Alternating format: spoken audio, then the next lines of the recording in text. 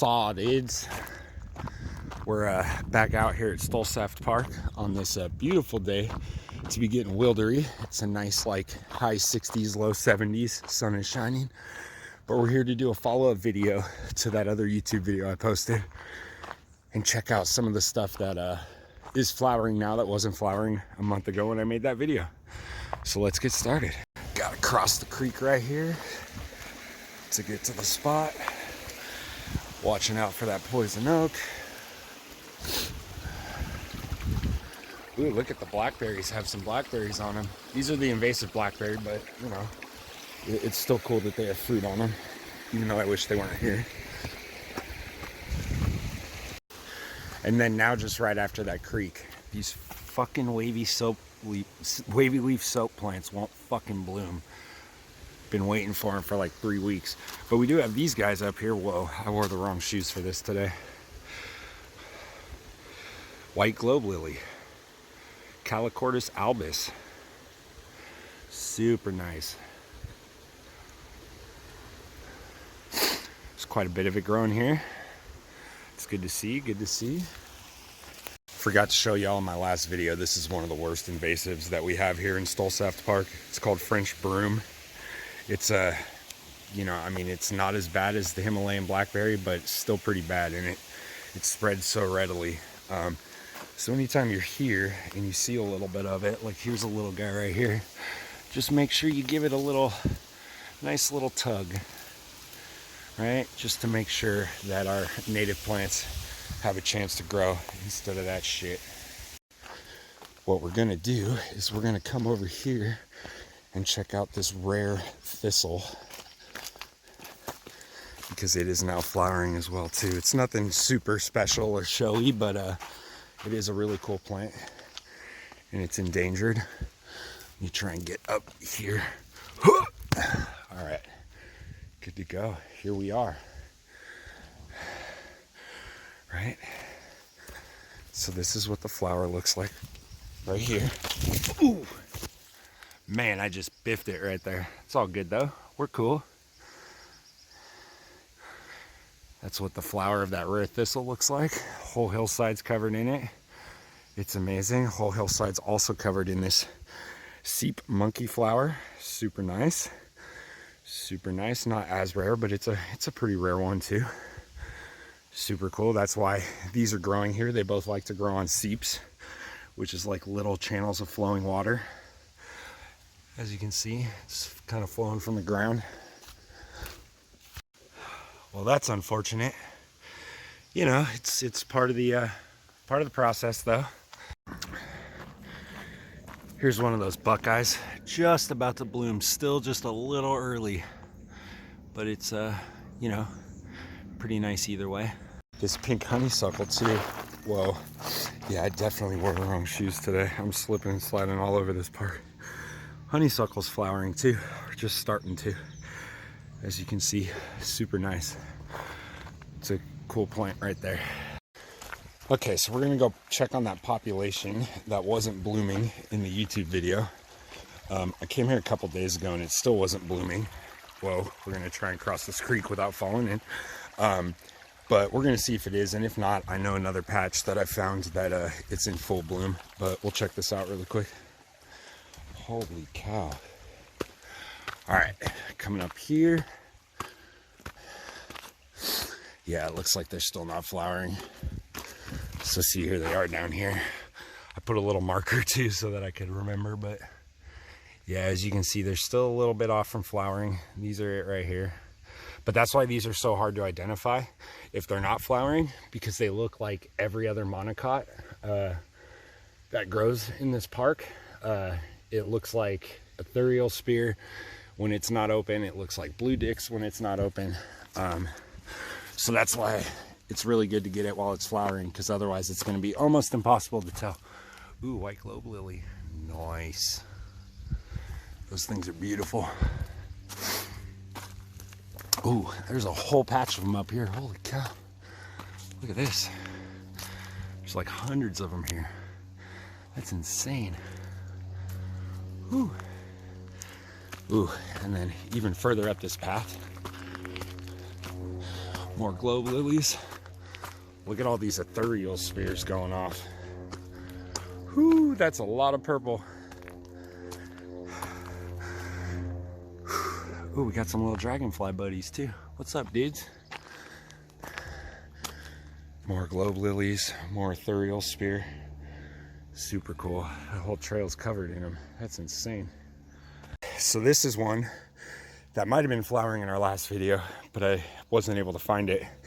But now it's here. This is called Cardinal Catchfly.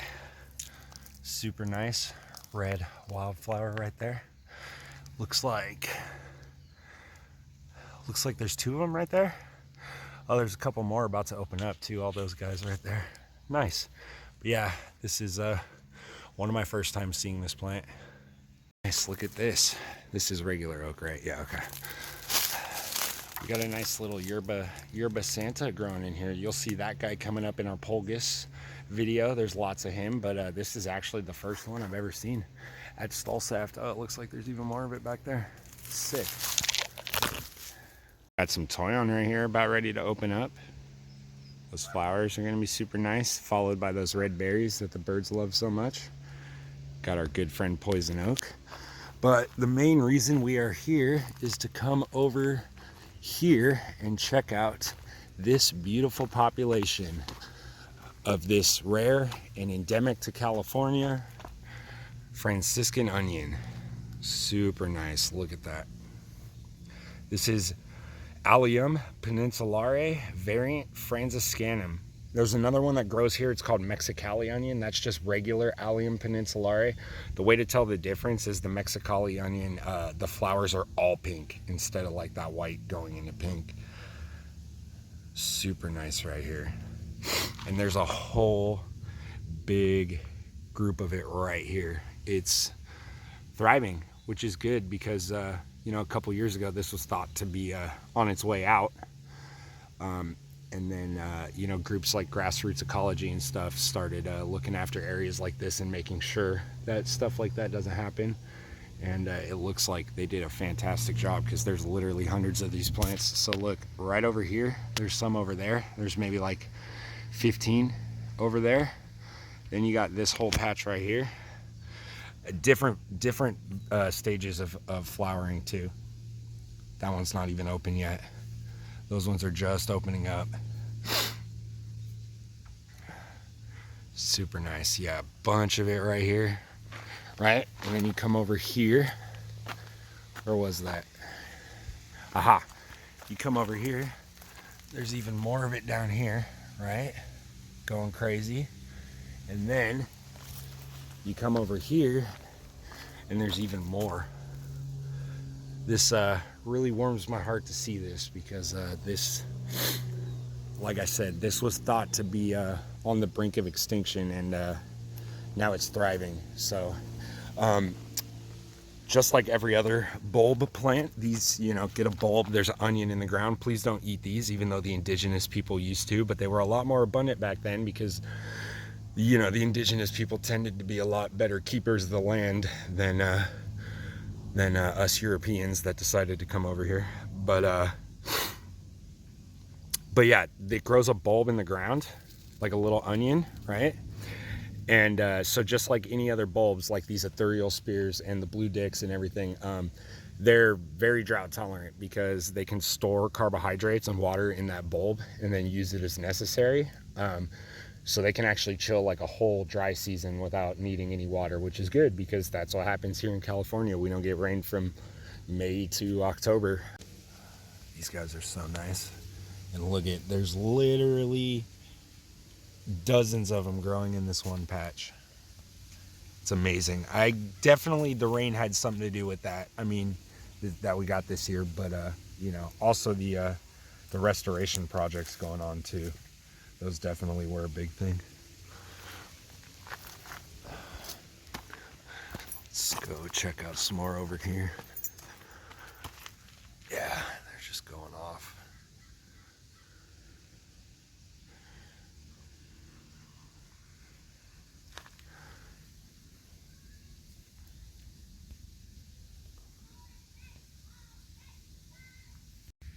Look at, there's a little dude in there pollinating it right now. It's an ant. He's going in there to get some of that nectar. He's going to get some pollen stuck on him. And then he's going to spread it onto the next flower. Help that thing go to seed, little buddy. Love that guy so much. That plant's just amazing. I wanted to show you guys something cool over here too. This isn't as rare or as crazy, but you know, it's a pretty cool little thing that happens sometimes. Pretty much what you got is you got blue dicks, right? We went over those in a couple of the last videos, right? And usually they come out purple like that. But sometimes, occasionally, you get a discoloration in the genes and they come out pure white. Pretty cool. Pretty cool little thing going on right there. Like I said, it's rare. It's not super rare, but this is the first time I'm seeing white ones, so that's pretty cool. So you can kind of see on this one how it's still got like a little bit of that purple color. So this would kind of be almost like a thing that happens with like variegation in the leaves, you know. More of those globe lilies. Super cool. Oh, here's another one of those onions. Look at that. Super nice. Really cool. That blue elderberry from the video is in full bloom. Looking nice. It's covered in blooms.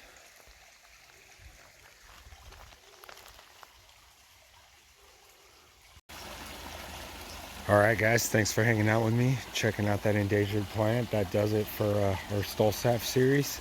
Stay tuned for the next flora and ecology series we're going to be doing up at Polgus Ridge Open Space Preserve.